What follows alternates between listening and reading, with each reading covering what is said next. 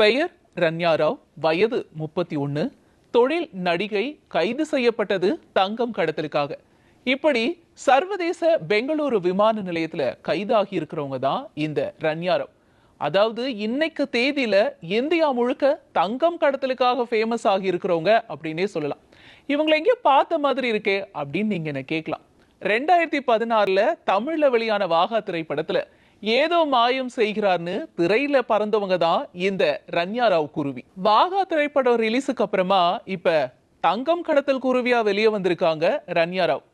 நம்ம வழக்கமா சினிமாக்கள்ல பார்க்கும் பொழுது இந்த கடத்தல் காட்சிகள்லாம் நம்மள பிரமிக்க வைக்கும் அப்படின்னே சொல்லலாம்.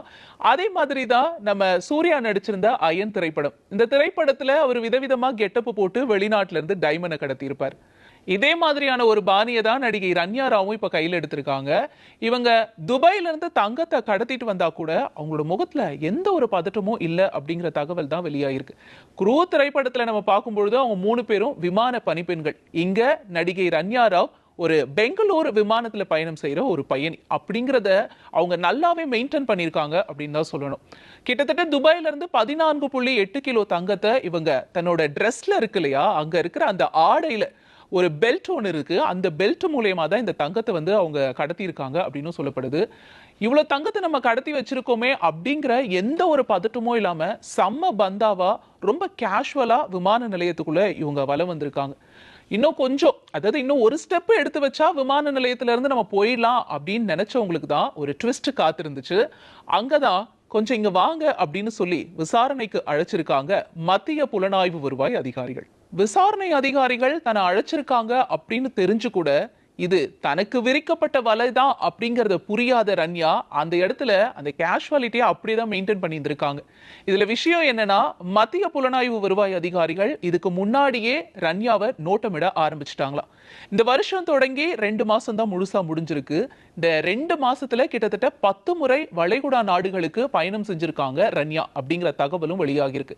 இதை எல்லாத்தையும் நோட்டமிட்ட மத்திய புலனாய்வு வருவாய்த்துறை அதிகாரிகள் இந்த தடவை ரன்யாவை விட்டுறக்கூடாது அப்படிங்கிறதுல ரொம்ப தீவிரமா இருந்திருக்காங்க. அதனாலதான் சமீபத்துல அவங்க துபாய் போயிட்டு ரிட்டர்ன் வரும்பொழுது அவங்களை கையும் களவுமா பிடிச்சிருக்காங்க. அது மட்டும் இல்ல, அவங்களையும் அவங்களோட உடைமைகளையும் சோதனை செஞ்சிருக்காங்க. எப்படியாவது ஆக்டிங்க போட்டு தப்பிச்சிடலாம் இந்த தடவையும் அப்படின்னு நினைச்ச ரன்யாவால இந்த தடவை அது முடியல. ரன்னே ஆகாம வசமா சிக்கியிருக்காங்க. அதிகாரிகளுக்கு இவங்க மேல முக்கியமா சந்தேகம் வர காரணம் என்னன்னு கேட்டீங்கன்னா, கடந்த 15 நாட்களை மட்டும் 4 முறை சர்வதேச பயணத்தை இவங்க மேற்கொண்டிருந்திருக்காங்க.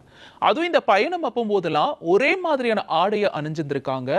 அது மட்டும் இல்லாம அந்த ஆடையில இருக்கக்கூடிய பெல்ட் வெளியே தெரியாத வகையில இவங்க அணிஞ்சிருந்திருக்காங்க. இதை எல்லாத்தையும் நோட்டமிட்ட அதிகாரிகள் இதன் மூலமா அவங்களோட சந்தேகத்தை இன்னும் ஸ்ட்ராங் ஆக்கி இருக்காங்க.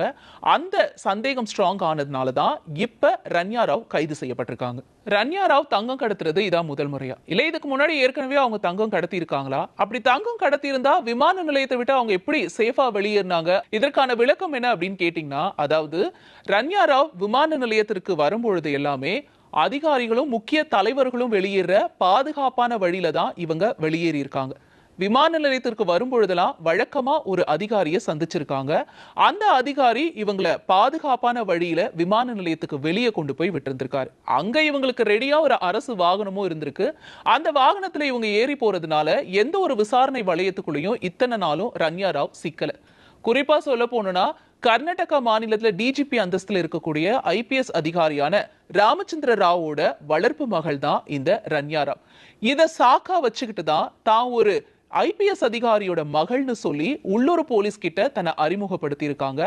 அந்த ஒரு ஸ்ட்ராங்கான வே மூலயமா தான் இவங்க விமான நிலையத்தை விட்டும் இத்தனை நாளும் வெளியேறி இருக்காங்க.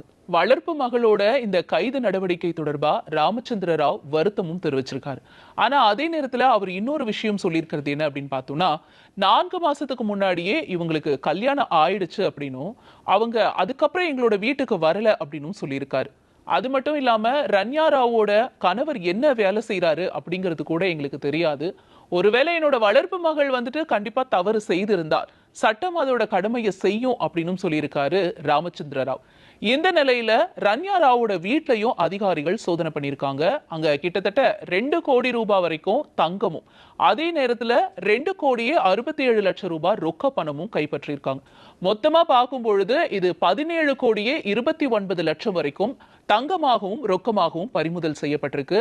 இப்ப விசாரணையினுடைய அடிப்படையில ரன்யா ராவ் 14 நாள் நீதிமன்ற சிறை காவலையும் வைக்கப்பட்டிருக்காங்க. நீதிமன்ற சிறை காவலில் இருக்கக்கூடிய ரன்யா ராவ் இதுக்கு முன்னாடியும் தங்கம் கடத்தினாங்களா அப்படிங்கறத உறுதி செய்யறதுக்காக விமான நிலையத்தில் இருக்க மொத்த சிசிடிவி காட்சிகளையும் இப்ப அதிகாரிகள் ஆய்வு செய்ய இருக்காங்க.